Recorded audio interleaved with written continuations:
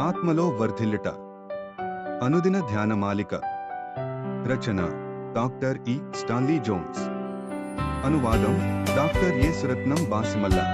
రచయిత doctor Stanley Jones గారి జీవిత విశేషాలు.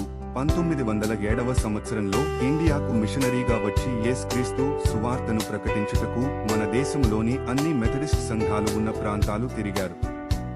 ఆయన ప్రవచనాత్మక సందేశములు మరియు సువార్త ప్రకటించుట కొరకైన ఆయన పట్టుదల ఆయనను ఒక ప్రాముఖ్యమైన క్రైస్తవ నాయకునిగా గుర్తింపులోనికి తెచ్చాయి.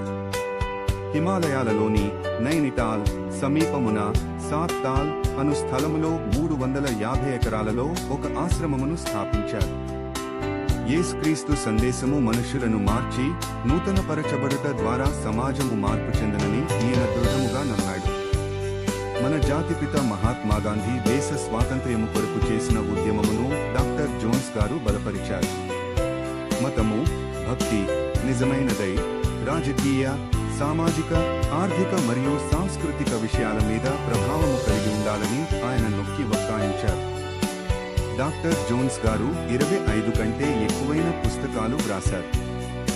వాటిలో Christ of the Indian road, Christ at the round table, victory through surrender, the way, the word became flesh, abundant living, spiritually growing అనునవి అత్యంత ప్రాముఖ్యమైనవి. ఈ భాగము డాక్టర్ ఇ. స్టాన్లీ జోన్స్ రచించిన అనుదిన ధ్యానమాలిక ఆత్మలో వర్ధిల్లుట నుండి సేకరించబడినది. దీనిని మీకు వివరించిన వారు ఎల్. సలా బుక్స్.